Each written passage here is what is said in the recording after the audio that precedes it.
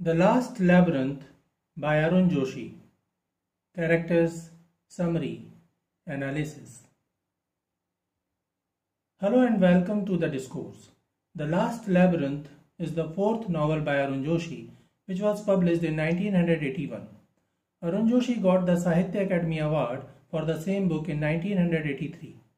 It is an existentialist novel about a hugely successful businessman detached from his cultural and spiritual roots.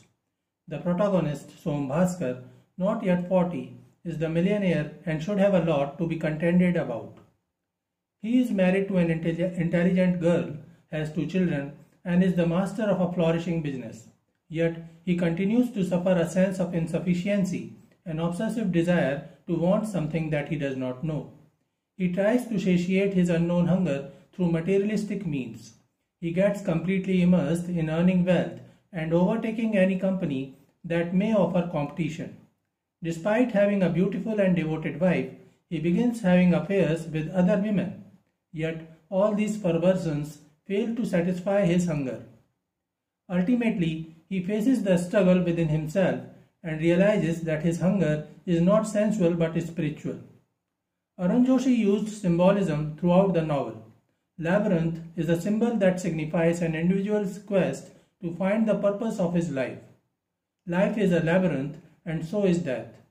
The protagonist struggles with his identity and the labyrinth of societal expectations, love and loss, and then he realizes that what he seeks is Nirvana or freedom from the labyrinth of life.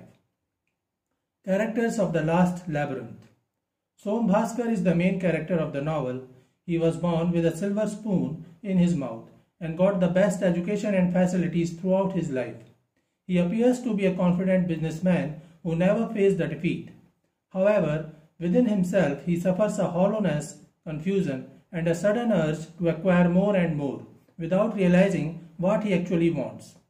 Geeta is his beautiful and intelligent wife with whom he has 2 children.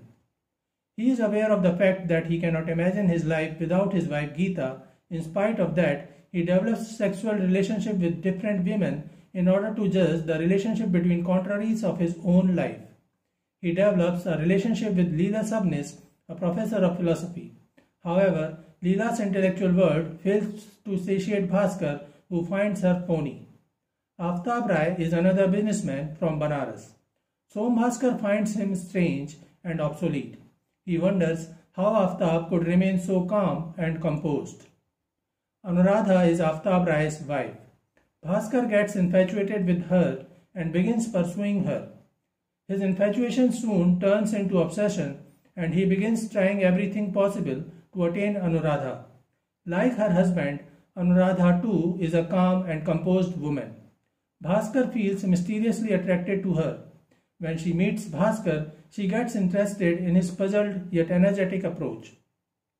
She develops an affair with him, but when she realizes that he is getting obsessed and has made an aim to acquire the money and wife of Aftab Rai, she rejects him. Thapar is a sincere assistant and business manager of Bhaskar who tries to warn him against the ill-perceived decisions that continue to harm Bhaskar's business and family. Gargi is a highly spiritual and intellectual woman who often remains silent. She manages to help Bhaskar. Summary of the Last Labyrinth. Som Bhaskar is a leading, successful businessman. He got married to the girl he loved at the age of 25 and now he has 2 children with her. He successfully runs an industrial empire and has millions in the bank.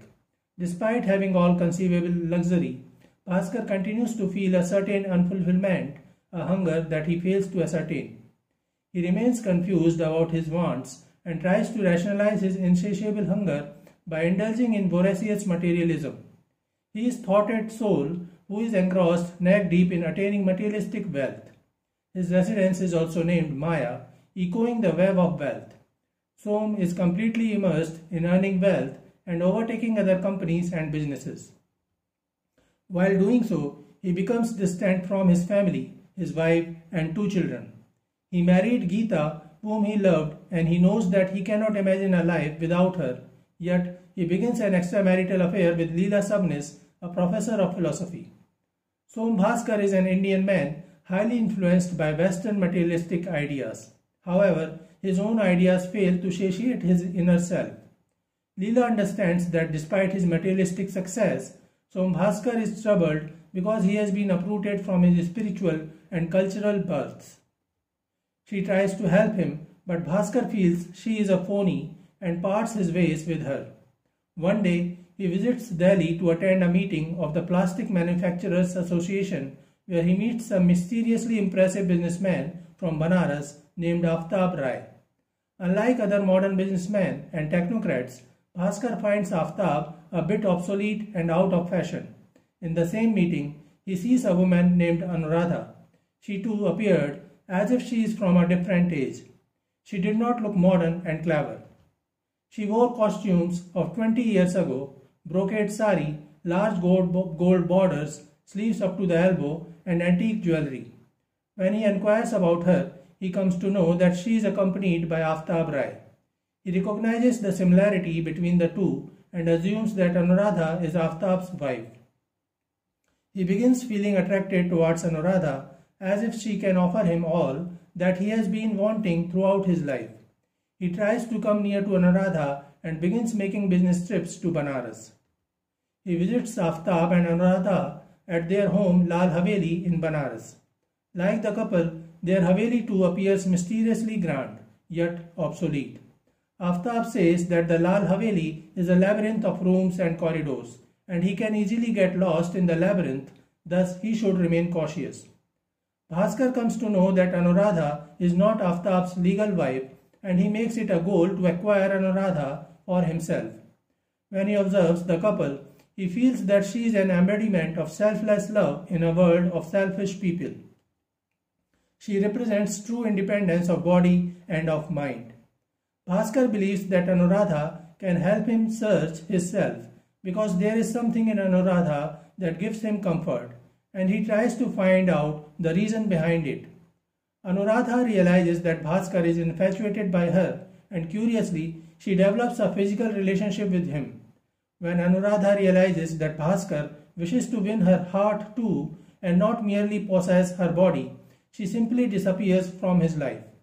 However, Bhaskar develops an obsession for her, and in order to win her, he decides to take over the businesses and companies of Aftab Rai. He vehemently begins harming Aftab's business interests, but while doing so, he begins harming his own business, family and health. Anuradha's conduct is beyond Bhaskar's comprehension. She accepts, rejects, or flees from him without warning, and he even suspects that she has some agreement with Geeta. His trusty associate Thapar convinces him to return to Bombay. Bhaskar returns to Bombay but suffers a massive heart attack which nearly kills him. As soon as he recovers, he tries to contact Anuradha, who refuses to meet him. Bhaskar starts feeling more isolated and lonely, and a sense of inadequacy, restlessness, and aimlessness develops in him. Consumed by revenge, Bhaskar starts to buy up all shares of Aftab's company to the agony of Thapar, his assistant. But one block of shares is tied up in a temple far away in the mountains. A frustrated Bhaskar determines to have both Anuradha and the shares and sets out on a pilgrimage. They travel the long and winding road to a small town nestling in the hills, run the gauntlet of a string of lepers, and finally get to the temple to which the shares of Aftab's company were assigned. He meets Gargi there, who appears to be a mystique and saintly. Gargi realizes that Bhaskar is spiritually troubled. He learns that Gargi is the daughter of a Sufi saint and she speaks very less. He feels that Gargi could help him. Gargi listens to him and agrees to offer him all the shares for free. Bhaskar could not realize that he could attain those shares so easily. He begins a conversation with Gargi. Gargi says, "We are all children trying to reach up to a crack in the door to peep into a room." Bhaskar says that he is an atheist who does not believe in God. Gargi tells him that there is no harm in believing that God exists. The urge to find solutions to all his problems makes Som believe in the existence of a supreme power, a prime mover of the entire universe. Gargi has comprehended him with the existence of God. It was the eve of Janmashtami and people began celebrating the occasion. Bhaskar remembers that his mother was a deep follower of Krishna. She was suffering from cancer and still believed that Krishna would give her the power to fight the disease. He remembers that Anuradha too is a staunch devotee of Krishna.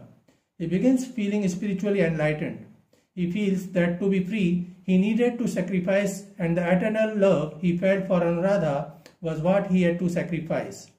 He begins feeling satiated and devotes himself to Lord Krishna. So this is it for today. We will continue to discuss the history of Indian English literature. Please stay connected with the discourse. Thanks and regards.